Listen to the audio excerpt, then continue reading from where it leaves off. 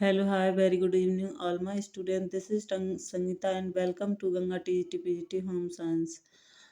Ganga TGTPGT home science में आप सबका बहुत बहुत स्वागत है। तो आज हमारा टॉपिक है एनसीईआरटी यानी थर्ड वाला ही अध्याय थर्ड ही चल रहा है। उसमें विटामिन यानी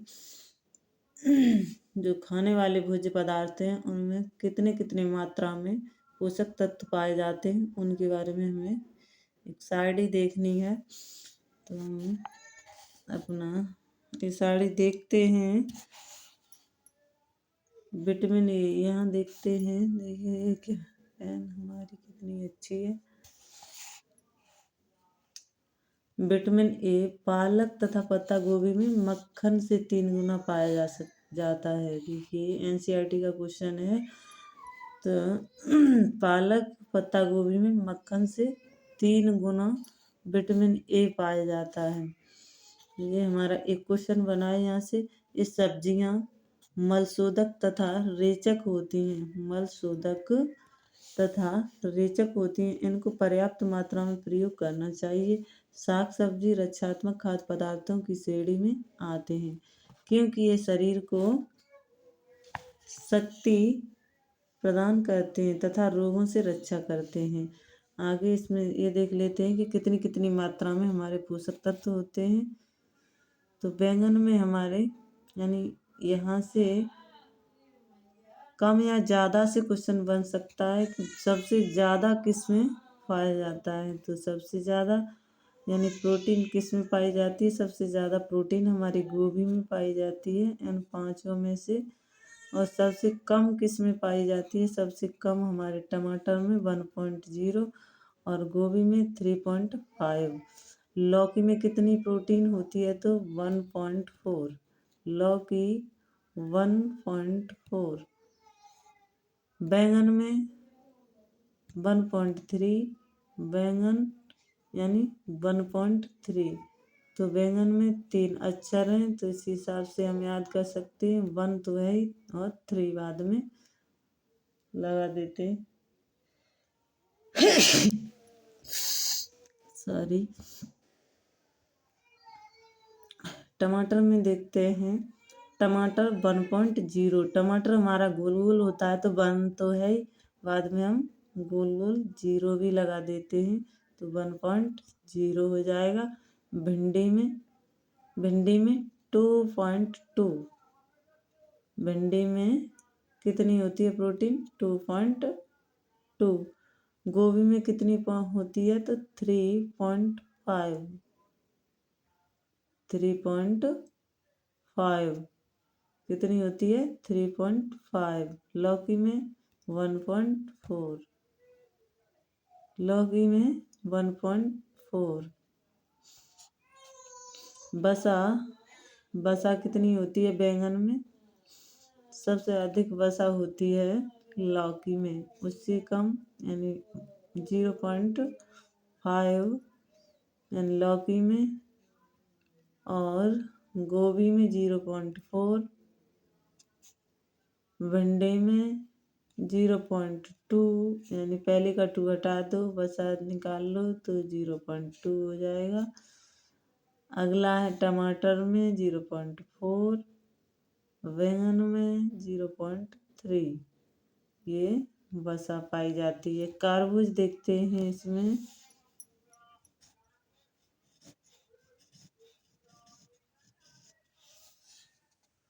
तरबूज कितनी पाई जाती है। तरबूज सबसे अधिक 6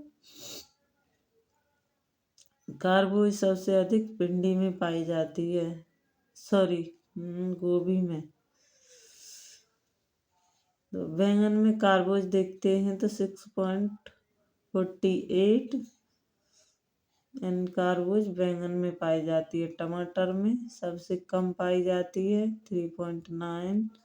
भिंडी में 7.72 ये भिंडी में पाई जाती है।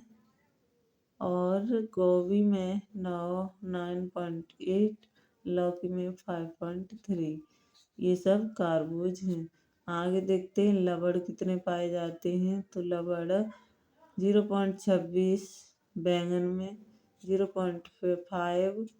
टमाटर में 0.8, भिंडी में और 0.8 यानी 2 में, भिंडी गोभी में 0.88 लवण पाया जाता है।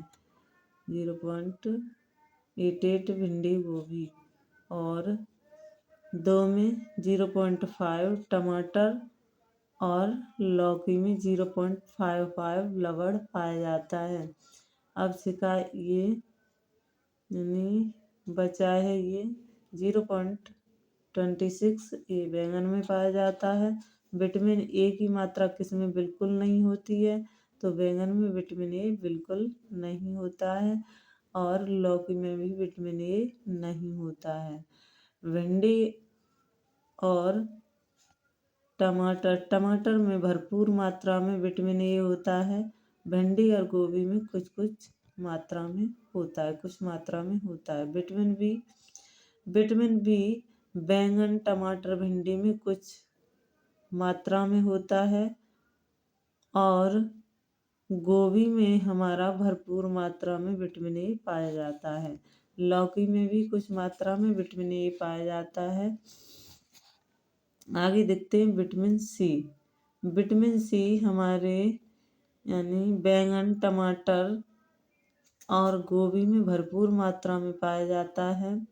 भिंडी और लौकी में कुछ मात्रा में पाया जाता है।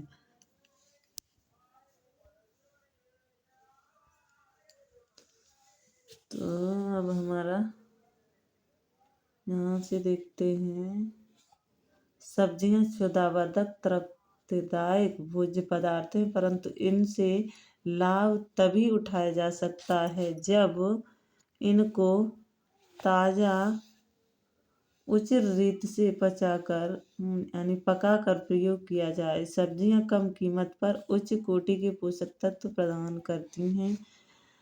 निर्धन व्यक्ति को दूध, फल, अंडा आदि खरीदकर नहीं खा सकते, वे इन सस्ती सब्जियों से जीवन के लिए आवश्यक तत्व सरलता से प्राप्त कर सकते हैं। कच्ची सब्जियां देर से पचती हैं। कच्ची सब्जियों के प्रयोग से पाचन संबंधी विकार उत्पन्न हो जाते हैं, जिससे आंतों में दुर्गंध उत्पन्न हो जाती है। दांतों व हड्डियों को मजबूती यानी कच्ची सब्जियां किसमें लाभकारी हैं, तो दांतों व हड्डी को मजबूत करने में, विभिन्न रोगों के संक्रमण की से रक्षा करने में। अगला है शरीर को सुंदर और स्वस्थ बनाने में, शारीरिक वृद्धि ठीक से करने में। फल, अब यहाँ देखते हैं चौथे नंबर पर फल कितने प्रकार के होते हैं उसके बारे में। तो फल हमारे 3 श्रेणियों में बांटे जाते हैं। नंबर पहला फल है छिलके वाले फल। छिलके वाले फलों में जिनके छिलके उतारकर खाया जाता है। यहाँ से क्वेश्चन बना हुआ है, ऐसा कौन से फल हैं तो जो छिलके वाले हैं, तो हमारा सरदा और ये शरीफा, इससे हमारा क्वेश्चन बना हुआ है। तो हम देखते छिलके वाले फल। तो छिलके वाले फलों में हमारा केला आता है, ये सब जानते हैं। आम, पपीता, चीकू, बेल, अनार। हमें कंफ्यूज कहाँ होना पड़ता है, कंफ्यूज जब हम होते हैं तो शरीफा और सरदा ये किस वर्ग में आते हैं ये नहीं समझ पाते। तो शरीफा और सरदा हमारे छिलके वाले फलों में आते हैं।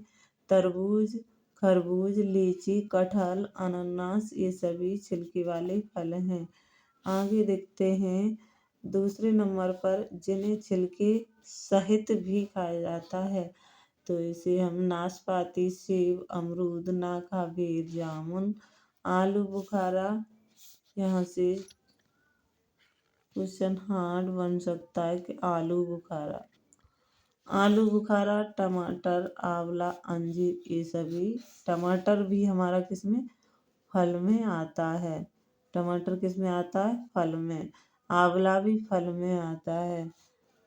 ये 2 सब्जियां हैं, ये फल और सब्जियां दोनों में आती हैं।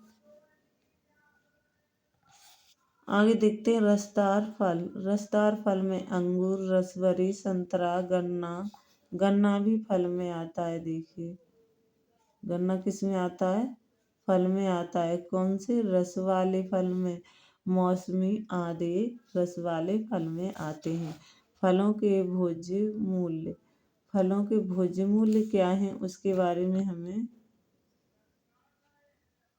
देखना है।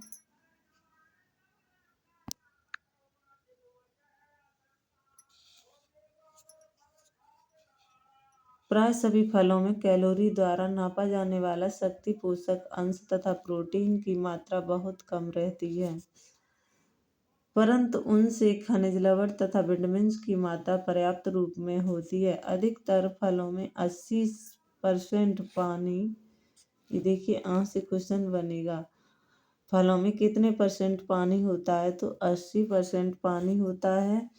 और देखिए परंतु उनमें खनिज लवण तथा विटामिन, ये भी 80% पानी तथा 7 से 36% यानी कार्बोहाइड्रेट्स होते हैं। ये कार्बोहाइड्रेट सेलुलोज रेशे मोडिपेक्टिन तथा शर्करा के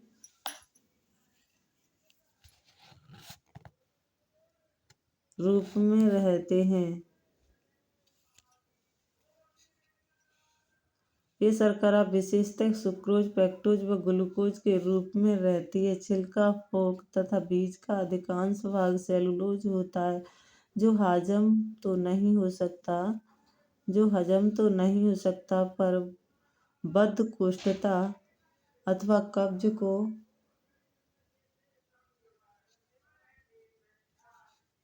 दूर करता है। फलों में स्टार्च ज़्यादा होता है, जो पकने पर शक्कर में परिवर्तित हो जाता है। यानी फलों में क्या, स्टार्च ज़्यादा होता है।